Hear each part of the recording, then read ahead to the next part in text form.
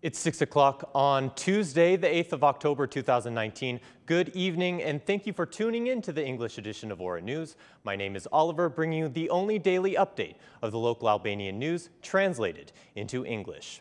Up first tonight, Albania's economic performance slows down significantly.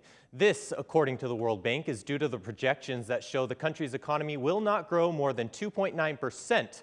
While in 2 years' time, data shows a slight improvement in performance, but still not reaching the level of 4% as desired. The trade deficit in energy is the main cause of the negative contribution to the trade deficit, but also the uptick in imports has had a similar impact, said Representative Hilda Shiaku. According to the World Bank's Albanian representative, the public debt must also be considered high. The reduction in public debt remains an objective, but the pace of fiscal consolidation during 2019 has been slower. The slowdown in economic growth and the need to settle VAT arrears have led to a decline in revenue as a percentage of GDP, said Shiaku. Once again, the World Bank representative for Albania, Mariam Salim, called for more transparency with PPP projects. PPP is not a bad thing. Every country needs more infrastructure, and this is carried out in cooperation with the private sector. But the problem is their structure, transparency in financial terms, the benefits that come from them, and whether or not they are adapted to the needs of the country. Whereas in terms of calling on banks not to fund the PPP projects, they are institutions that decide on their own after the analysis they make, said Salim. The World Bank has called for, among other things, continued structural reforms, fiscal consolidation, and increased efficiency in public expenditures. Meanwhile, Instat data shows that inflation fell during the month of September, achieving 1.3%, down from 2.1%, indicating a decline in consumer consumption.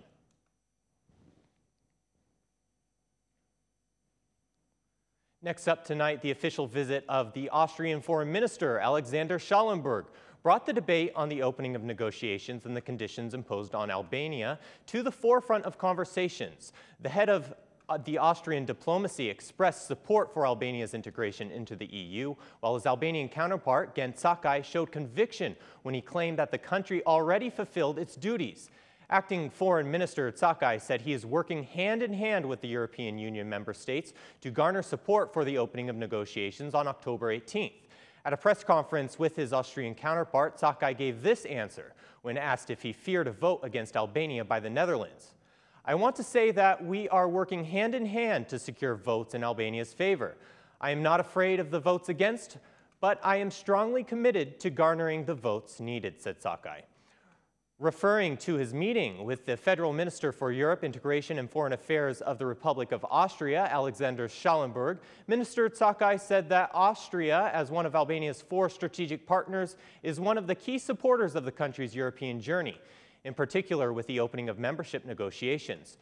During the conference with his Albanian counterpart, the Austrian Foreign Minister stated that Austria will donate 200,000 euros to Albanian families affected by the recent earthquake.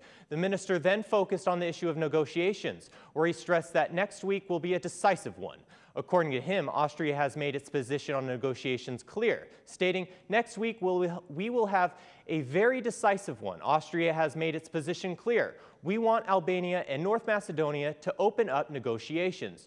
We are ahead of difficult discussions. You know that there is no unanimity in the Council yet. We have a strong position. It's a difficult task for Albania to assume the OSCE chairmanship at the end of this year. It is a difficult task, but you can count on us," he said. The Austrian Foreign Minister also stopped to meet with the opposition leader Luzin Basha for more than an hour, where Basha stated that Albania is on the march and is jeopardizing the integration process. "Rama has failed," he said, "and he cannot hide it by attacking European countries." Meanwhile, the rather smoothly run electoral process in Kosovo, which according to politicians sets an example for Albania, was not absent from mind. The Austrian Foreign Minister was also received at a meeting by President Ilir Meta, who praised the cooperation between the two countries.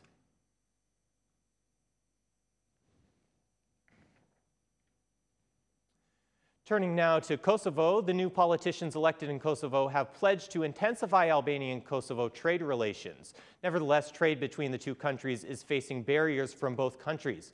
The head of the Chamber of Commerce and Industry, Nicolene Yaka, says it's even more worrying that reference prices are still being used between the two countries. According to Yaka, despite the agreements and joint meetings so far, none of them have been applied. According to Instat data, during the 8-month period, countries with which Albania has had the largest exportation growth compared to the previous year is Kosovo at 19.7%. During the period between January and August of 2018, Albania exported 16.8 billion lek of goods to Kosovo, while 21.1 billion lek were exported into Kosovo from the start of this year, an increase of about 5 billion lek.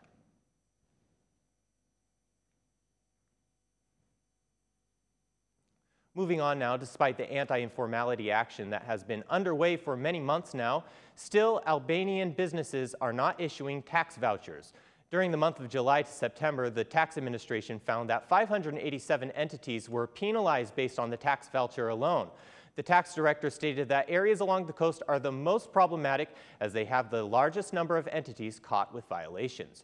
Pursuant to the operational plan against informality, during the month of August and September, 1,117 entities trading in hydrocarbons and liquefied gas throughout Albania were searched, inspected, and placed under automatic regimes. In this period alone, 15 cases involving tax violations were found.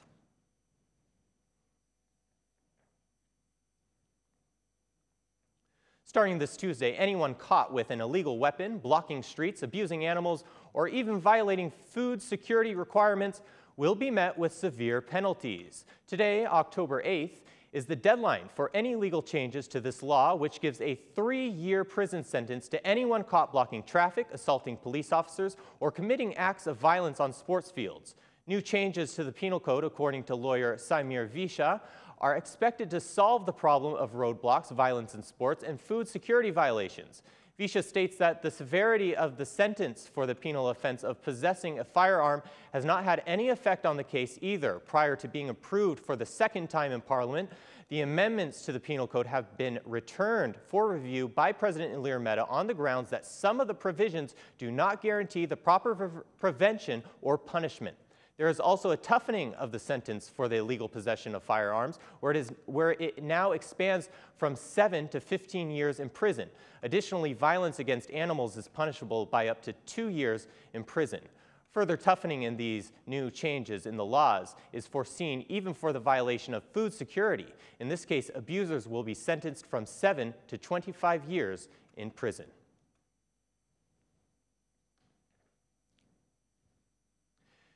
And finally tonight, the counting continues of both conditional and diaspora votes. The Central Election Commission in Kosovo today calling it the last step before the announcement of the final result of Sunday's parliamentary elections. In an interview with Aura News, the Central Election Commission chair in Kosovo, Valdete Daka, said that all the complaints in the process have been taken into consideration and counting of the remaining votes will begin. The CEC chair stating, "Election day has been peaceful and very democratic. We have been working very hard and the results which have come out have reduced public pressure. Even political parties have accepted the results. It is a pleasure for me to be able to say that I have no complaints. It is clear that we know how to organize elections and respect standards. This is a great achievement for democracy. The message is positive."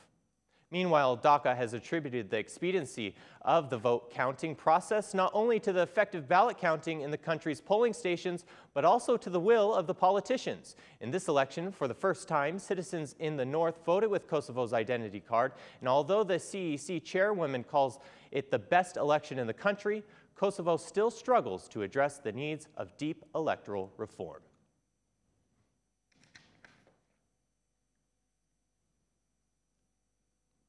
And that's the news across the country today. Thank you so much for watching our English edition this evening, and be sure to join us again every Monday to Saturday at 6 p.m. for the latest news from Albania. Once again, on behalf of our Aura News, thank you and have a good night.